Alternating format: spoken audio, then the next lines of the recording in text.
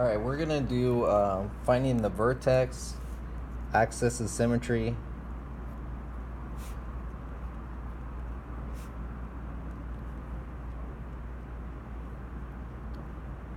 x-intercept, y-intercepts,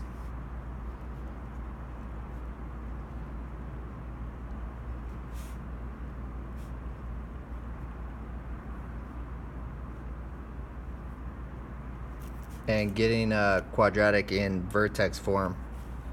We're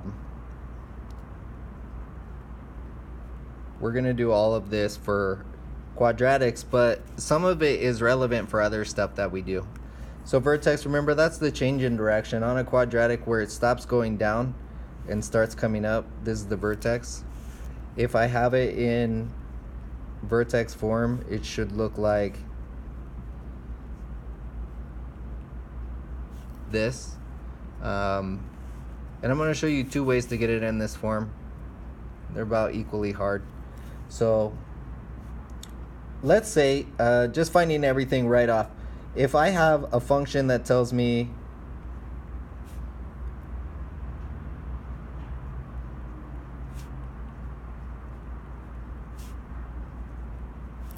gives me something like this, and I want to find all of this stuff, the vertex is going to be at negative b over 2a, and the function, when I plug in, negative b over 2a. So I'm going to do negative 6 over 2 times 4. My watch keeps trying to call 911, so that makes me mad. Equals negative 6 over 8 equals negative 3 over 4. That's the input at my vertex. So now I'm going to plug that in. 4 times negative 3 over 4 squared plus 6 times negative 3 over 4 plus 20. This is going to give me 9 over 16 times 4 is 9 over 4 minus 18 over 4 plus 20. That's going to give me negative 9 over 4 plus 80 over 4 equals 71 over 4. So the vertex is at negative 3 over 4, 71 over 4. That's my vertex. All right. The next step on this is going to be finding the axis of symmetry. Your axis of symmetry on a quadratic is going to be x equals negative b over 2a. So whatever the x is at the vertex, it's just x equals that. So my axis of symmetry on this one is going to be x equals negative 3/4. It's really important that you put it as an equation, because this is a line that goes up the middle of your quadratic and splits it in half. So that's why it's called the axis of symmetry. X-intercept, we know how to find the x-intercept. We plug in 0 for y and figure out what x is. So going back to this guy, I'm going to go 0 equals 4x squared plus 6x plus 20. So all of a sudden I feel like it's hard to solve for x. So getting it in vertex form is really going to help us solve for x. So vertex form, we complete the square to do that.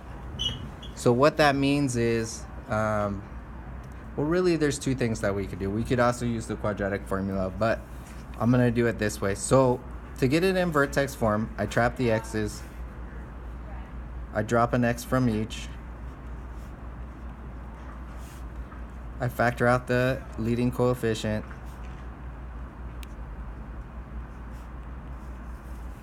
I divide this number by 2,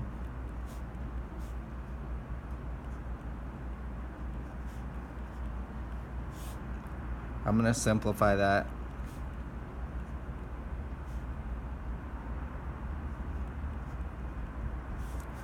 I square the parentheses.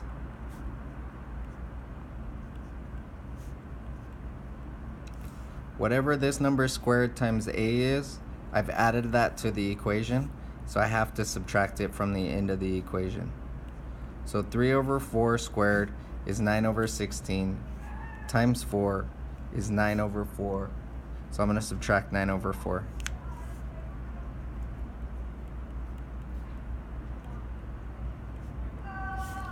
That's 80 over 4, so minus 71 over 4.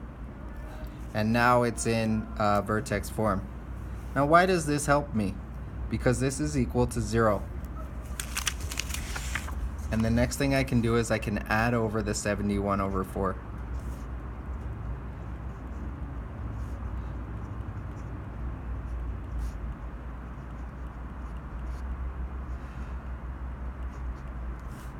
And then I can multiply by 1/4.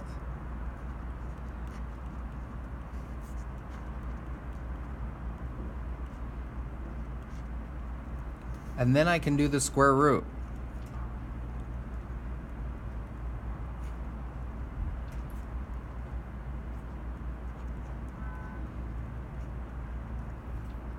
And then I can subtract the 3/4.